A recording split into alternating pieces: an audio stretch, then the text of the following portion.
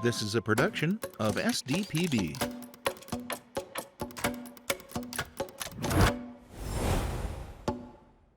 Coming up on Game Time, we get to the end of the season and we've got a lot to cover in this episode, including who should be some of the candidates for Player of the Year. And the boys' playoff push is in full effect. All that plus game changers as usual, coming up next on Game Time. Game Time is supported by the South Dakota Career and Technical Student Organization Center. Through CTSOs, South Dakota students can learn professional development, leadership, and industry-specific skills, helping students learn, lead, and succeed. All right, another week here on SDPB. As always, I'm joined with Jason Andera. Jandy, last week we went over all of the girls' classes, the regions, all that sort of stuff to really get a feel for. Yeah, now they're playing in the playoffs. Absolutely. And we've got a little bit more to figure out, but this week a little more focus on the boys' playoff push. Absolutely. There's so many different scenarios, and there's some very interesting regions on the boys' side that we're going to have to get to.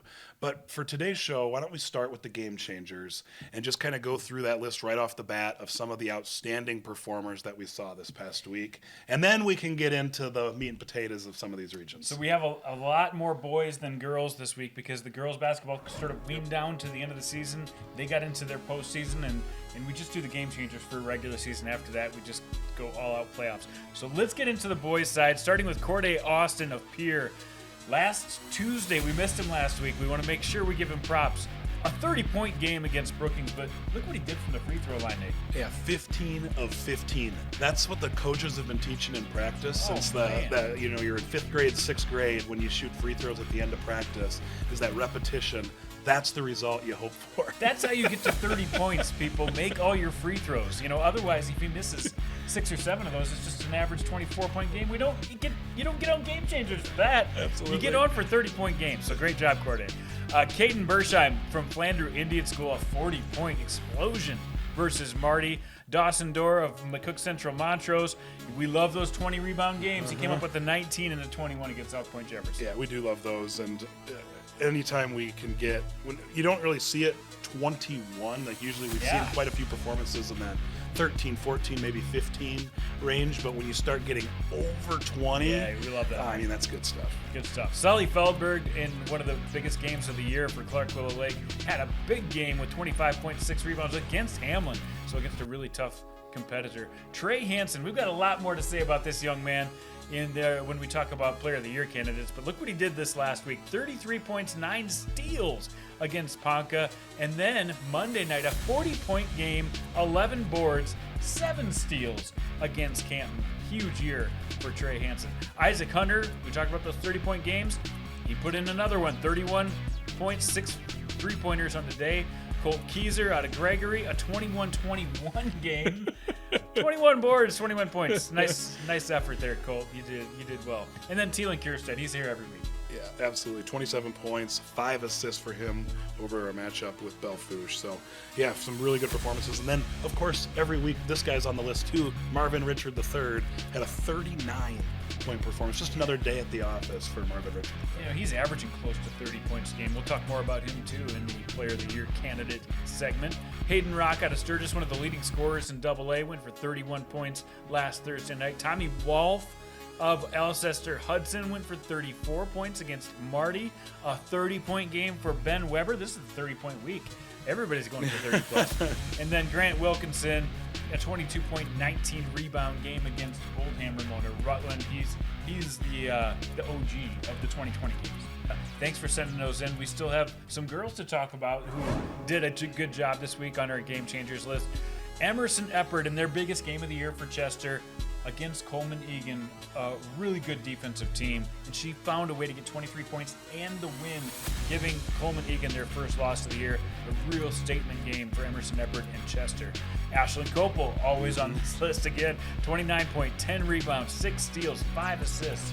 Huge week for her against Black Geddes. And then you had Addie Neuendorf Again, she's been on the list a ton this year. Another ranked team, and Right. she had another big performance. 23 points versus Clark Willow Lake. I mean, that's really good stuff. And then Kiara Oakley, good Parkston team here too.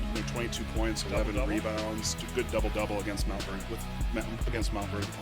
And then Olivia Paget, another one who's Yeah. just a constant here. Over the weekend, 21 points versus Spearfish, 25 points versus Douglas, and then another big game Tuesday night against Mitchell. So Hilton Heights out of Huron. yeah, 1,000 point club, which is a very nice milestone that, we've seen a lot of players do that.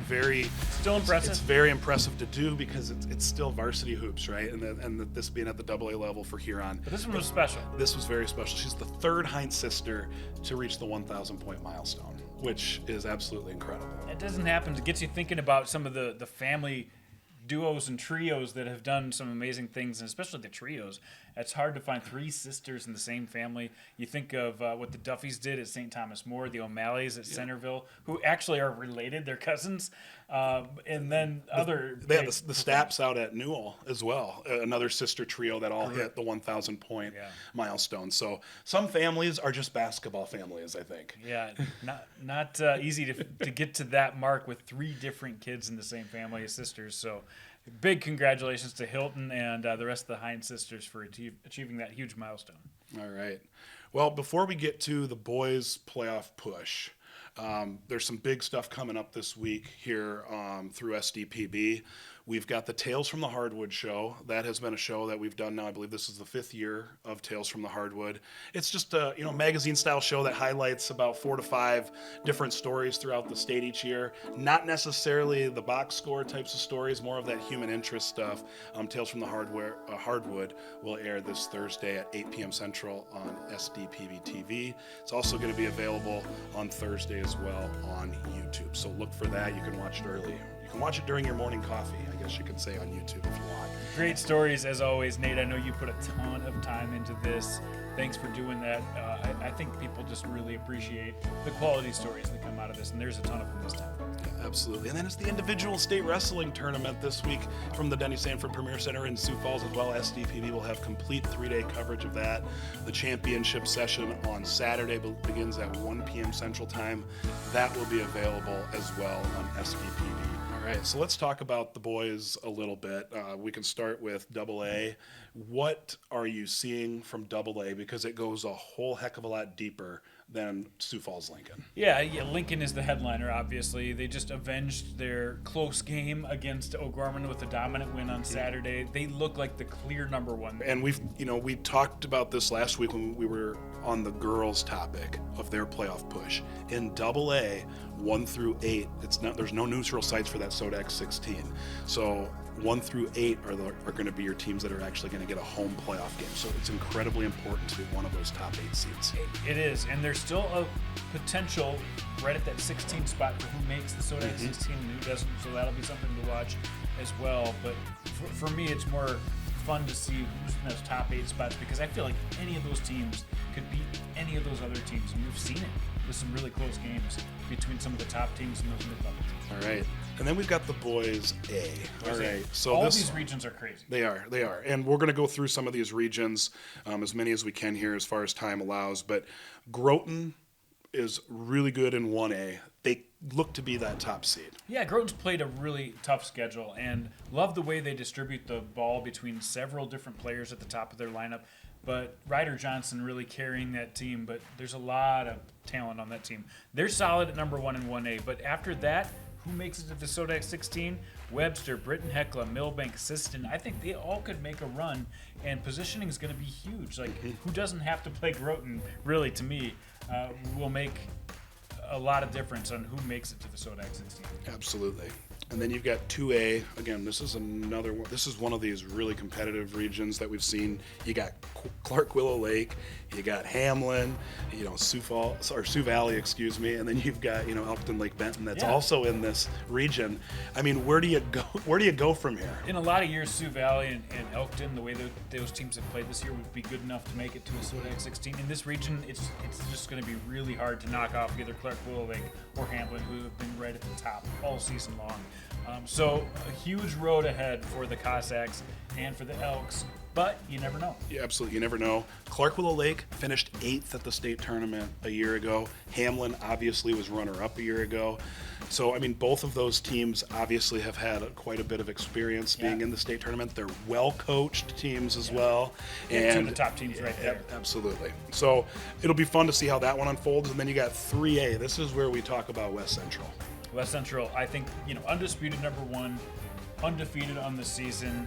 When they play their game, they can really, and they've handled most of their games. So I look for them to punch their ticket to the Sodak 16. But after that, Flandreau, they've had their moments where they've tested Clark Willow Lake in 3/4 of one of the games. Baltic has played really close in a lot of games. Madison has shown flashes, especially earlier in the season. They're all making a run for that second spot in the Sodak 16. And then you got 4A. This might be They the just most. keep getting more. This might be the most. This might actually be the most competitive region, or as far as uncertainty and stuff like that, going into the Sodak 16. But Sioux Falls Christian, obviously, probably, is sitting in that number They're the one favorites, spot. yeah. But then you got Vermilion, you've got Lennox, you've got Dakota Valley. I mean, there's so many good quality teams that are well coached in this region. Vermilion played the toughest schedule they've ever played. Jay Drake told me that's the toughest we've ever played. Only lost 5 games this year. Trey Hansen is dominating in every way, and yet they still might not make it to Sodak 16, let alone state this year. Lennox has had a great team as well. You look at what Aiden Hansen has done to lift that team up, all the athletes they have on that team. But I've seen Dakota Valley improve as the year has gone on, and Tate Sorensen's having a phenomenal senior season leading these guys. Aaron Brunn's just a freshman. He's really started to ramp up his game in the last month of the season. So Dakota Valley's, that's no freebie if you're going to have to play them coming up in the Sodak, or to get to the Sodak 16. Anytime you go up against Jason Kleist team, yeah. it's going to be a challenge. It's The gonna be guy a knows basketball. I feel bad for Ford. All those teams are Ford. Yeah, and that's the one thing I think about it. Just real quick, is it's almost a shame sometimes that you're going to have some good teams that are just going to get left out of it. But that's just the way it goes. I think it's hard because some people want to expand it to 32 teams that get seeded because some of these regions are more stronger than others. But at some point, you just gotta cut win it somewhere. You And gotta win and get to the state tournament. So some are just have a tougher path. Yep, absolutely. And then you've got 5A. 5A. Okay, who's going to win this region? Because it seems so wide open. No idea. I mean, Wagner's impressed me a lot of times this season. McCook Central Montrose, they've had games where they've really impressed me. This Parker Marion team has scared a lot of really good teams this year and have a couple of wins on the season I did not think that they were able to achieve. And Mount Vernon Plankinson always in the mix as well. So I think out of those 4 teams, 2 of those are going to have to play 2 really good games in the regions to get there. All right, and then we got 6A, maybe one of the deepest regions we've seen. Yeah, maybe not that top end talent, but look at how many good teams they have. Stanley County has been in the rankings. Then you have Cheyenne Eagle Butte, Mobridge Pollock, Chamberlain, even Miller and Platte both have potential. And those 2 teams have some outstanding individual players. And leader for Platte, and you've got Isaac Hunter. All right, and then you got 7A. Okay, you got Machpealuta. We've got Pine Ridge. You've got Winter. Yeah, I mean, they could all, realistically, make a case, and make it here. Yeah. So I guess where do you go here? Because Machpealuta's had a little bit of a surprise on the boys' side this season. Yeah. Pine Ridge obviously has one of the best players in the state, Marvin Richard III. So I mean, there seems to be a lot of uncertainty here as to what could happen. Yeah, I mean, somebody's going to get left home. Machpealuta, obviously a great start for them. Won the LNI. But then they lost to Pine Ridge in the regular season, and that's going to stick with them if they have to play them again. Pine Ridge, you said it, Marvin Richard III. I mean, he gives you a chance to win no matter what, but they're not unbeatable, that's for sure. Yep. And then Carter Craven has had a tremendous year for Winter, and Winter is not a team you want to play at this time of the year. They always get their stuff in a row right before they get ready for Sodak 16 play. So somebody's going to get left out of that group. 3 really good teams. And then when you look at 8A, St. Thomas More, they should likely be in.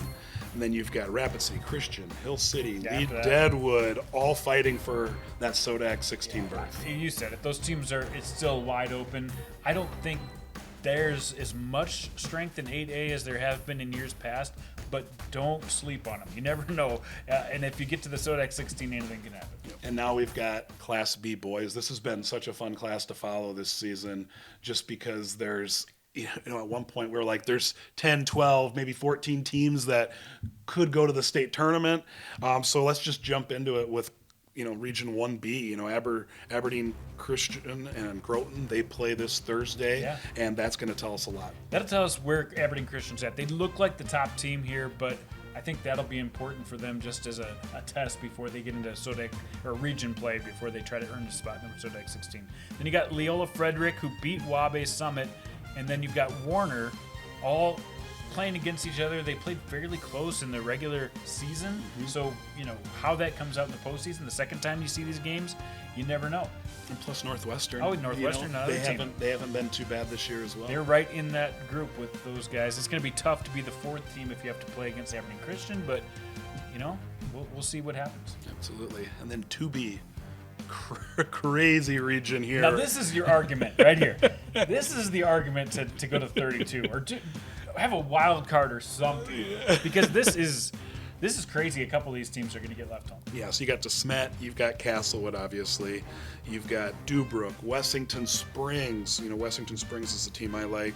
Estelline Hendricks, Woolsey, Wessington. I mean, there's so many solid programs here. I mean, DeSmet and Castlewood have been at the top, near the top of the rankings all year. They've had that reputation. But Wessington Springs, I mean, I could make a case that they're the hottest team in the class right now. And with all those teams competing against each other, only two can make it. And then you've got Dubrook, who suffered a loss Monday, but don't forget about them. They're a team that definitely belongs in this conversation. And then even Estelline Hendricks and Woolsey Wessington, again, like we said about Sioux Valley, like if they have a season like they've had this year, usually that's enough to get you to a Sodak 16, and they're not even in the conversation with some of the best teams in this class. Yeah, it's there's so many power teams, it seems like, in 2B that it's going to be really interesting to see how things shake out in that one. And I don't know. I mean, Castlewood's played DeSmet, and you've got Wessington Springs, who has been on a tear lately. I don't know who I would pick. I'm glad I'm that we can pick, because any one of those three teams, even if they don't make it to the Sodak 16, I feel like they could play in a state tournament and maybe win it. Absolutely, I agree with you. It's the one thing I think that just makes basketball so much fun. Yeah, we're going to be watching this region for sure. All right, then you got 3B, which this one could, I think the playoffs in 4B are going to, or in 3B are going to be incredibly fun to watch through this region. But who's going to be the ones that come out on top? And that's the question. And it could be anyone. So the region semis to earn that spot in the Sodak 16 are going to be great no matter how this one shakes out. Bridgewater Emory, you've seen Ben Weber do awesome. Sioux Falls Lutheran's taking a huge step up. Howard obviously has had teams in the past. Not as strong this year, but they have a lot of athletes on that team. And Ethan is another team that kind of is right in that same group. I think these are all four evenly matched teams in 4B. All right, and then you got 4B, another one of these regions. You got Viborg Hurley, you've got Freeman, and you've got Parkston. But somebody's going to be left home. Another one. Another time. And this doesn't happen every year. We have three ranked teams all in the same region, and one of them has to go home. But this year, several regions have this same problem. But Viborg Hurley, obviously a great start for them this year. They've dropped a couple of games they would like to get back, but they're retooling and ready for a playoff push. Parkston, out of all of these three teams, they're the lowest ranked in the rankings, but they're number one in seed points right now. So don't forget about Parkston. They're a team. And then Freeman, they're starting to get number one votes overall because they've played so well since losing those two games early in the season. Yeah, then you've got Irene Wakanda that's in this region. You've got Centerville that's in this region. So yeah, there could be some fireworks here. Yeah, this is another one definitely worth watching. All right, and then we got 5B, Lyman, and you've got Marty. Both of them very good teams. Yeah, I think those two teams are the ones that'll probably make it to the Sodak 16 round. There could be upsets, but I like those teams even at the beginning of the year. So seeing them to take that next step could be really fun to see what they can do at the next level. All right, and then the favorites in 6B, probably Sully Buttes and Ipswich. Yeah, Sully Buttes and Ipswich. I mean, I would be surprised if it's not those two teams pushing their way into the SODAC 16.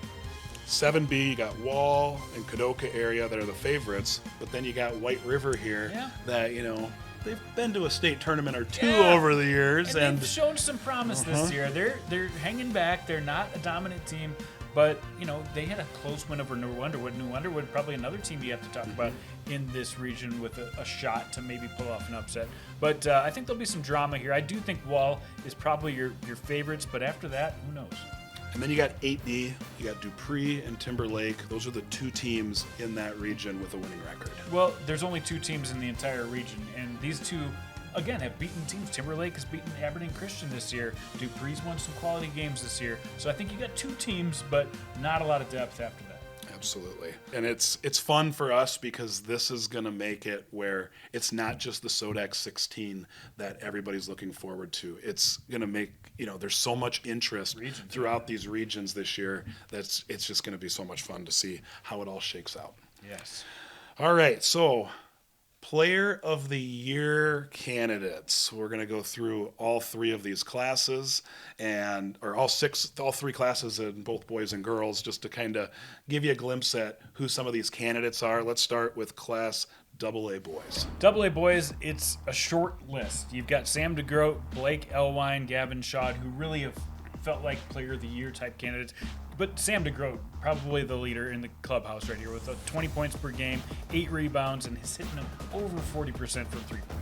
Yeah, very, very good season. I don't know if Sioux Falls Lincoln has the year they're having without Sam DeGroat. Yeah, he's the man. Class A boys, a little bit deeper list here. Yeah, a lot of players that I wanted to give some respect to. I mean, these aren't all even going to be first-team All-Staters. I know it. But they all feel like they make their team better, and sometimes you have to look past the stats. But let's pull out the three guys who really are Player of the Year candidates, and that we're talking about Marvin Richard III, Trey Hansen, and Brant Wassner, I think, are your three guys. Marvin Richard III averaging almost 29 points, or almost 30 points a game. Brant Wassner has been explosive. You watch him in person, you understand why D1 programs are going after him. And then Trey Hansen, there's not a gym that can contain this guy. He gets across the half-court line, he's instantly in range to make it. And look at the stats he's put together. 8 rebounds a game, almost 5 assists per game. So this is not an open and shut case in this class. And I almost should include Connor Meavis. Right, exactly. Because he's guided this undefeated team all season long and doesn't have quite the scoring numbers, but he doesn't need to because he's dishing out 6 assists a game. So where do you start? Where do you stop? A lot of great players in class. And you're probably going to get different answers out of people like us giving our opinion, and then you It talk depends to which games you watch, right, you know? and then the coaches too. Like I've heard a lot of coaches this year talk about Connor Meavis and about like how fun he is and how many problems he creates for you. So I mean that kind of thing, has to get taken into consideration as well. But I mean, I'm not. I think there's 4 players then. There's 4 players in this group. I misspoke with 3, and there's maybe even more really because you look at these other guys and they can all do some damage. All right. Well, then you got Class B boys, another lengthy list. Obviously we're going to talk about like the Brady Schodermeyer, who's been a game changer all year, Grant Wilkinson, who's been on the list all year. Who do you like from this one? I think the cream of the crop here is Thielen Kierstad with almost 28 points per game, and he does everything across the board for Wall. You mentioned it with Schodermeyer. He's definitely in the mix. Wilkinson does so well on the boards. I mean, he just dominates anybody in the paint. He gets double teamed and he still puts up 20 points. But Wesley Whitler, another guy, averaging a double-double for Sully Buttes this year. I think those are your major guys, but even Colby Flowers, we talked about. Look at the percentage he's shooting from the field, 6'10". All these guys, David Walter, a young stud out of Freeman, having a tremendous year. So, again, tough to start and stop on this list. It's going to be really who does the best from this point to the state championship, who wins the Player of the Year in this class. All right, well, let's switch over to the girls' side, Class AA girls. Who do you like from this one? Well, one name stands above most, and that's Olivia Patchett. When you average in almost 30 points a game in Double-A basketball. There's just something different about what she brings to the court. She can hit it from 3. She does it on the fast break. She does it on the defensive side. She is really the player to watch. But all these ladies have done a tremendous job. Brindley Altenberg averaging almost 20 a game. Ruby Moore, 4.5 assists per game while hitting 44% of her threes. That's why she's going to STC, folks. And then Sydney Trevine, the leading scorer on O'Gorman, who's been probably the best team in the second half of the season. It's just crazy when you look at Ruby Moore, Olivia Paget, and Sydney Trevine, all shooting better than 36% when it comes from beyond the arc. They are tremendous sharpshooters, and it's so hard to guard them because they can create their own shots.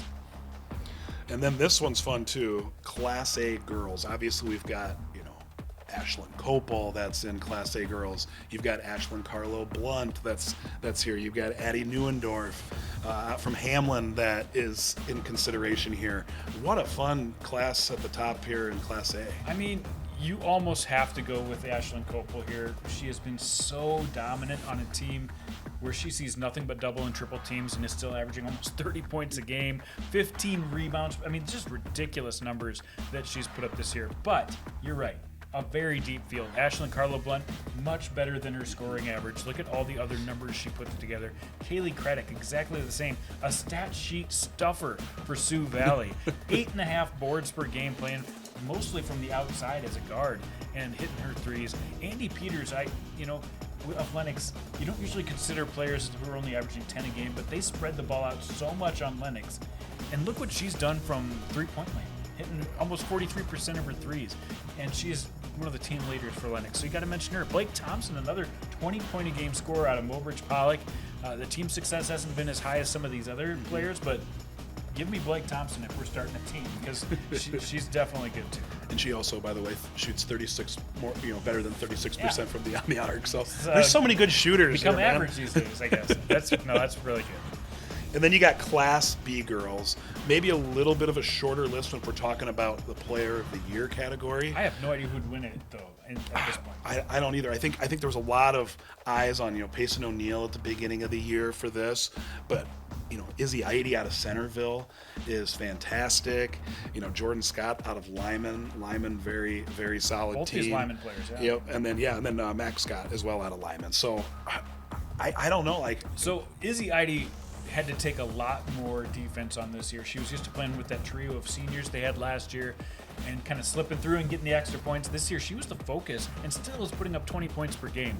That's huge. That's something. We'll see how Centerville does here in this last push. Payson O'Neill, to me, changes games almost like nobody else in this class. Reagan O'Neill's great, but Payson O'Neill really controls the paint for Bennett County. And then Lyman has had great success with Jordan Scott really getting into the backcourt and scoring big time from Lyman this year. Has turned into their leading scorer, which to me has made Max Scott even more effective in the paint and even better than she was last year, because she can really focus on what she does best. It's really hard to pick a Player of the Year here, especially based on stats. And again, I think this award comes down to who plays well this next month. Absolutely. And again, this is just a small insight as to... There's probably a few we missed, I'm sure. Absolutely. But, it's good that, we're just kind of giving our takes on it and bringing some of these kids to the attention of the state. And we hope that helps people get a little bit of a broader We generate conversation. That's what we do. Absolutely. All right, some of the top tilts before we go for the week. Yeah, top tilts list is dwindling down because there are just not that many games left before we hit the regions, but there are a couple good ones we want to point out on Thursday night. Harrisburg taking on Watertown in boys basketball. We mentioned Dakota Valley taking on Lennox. That's going to be really key for positioning. And then Aberdeen Christian and Groton. A great test for both of these two teams before they hit region play. All right.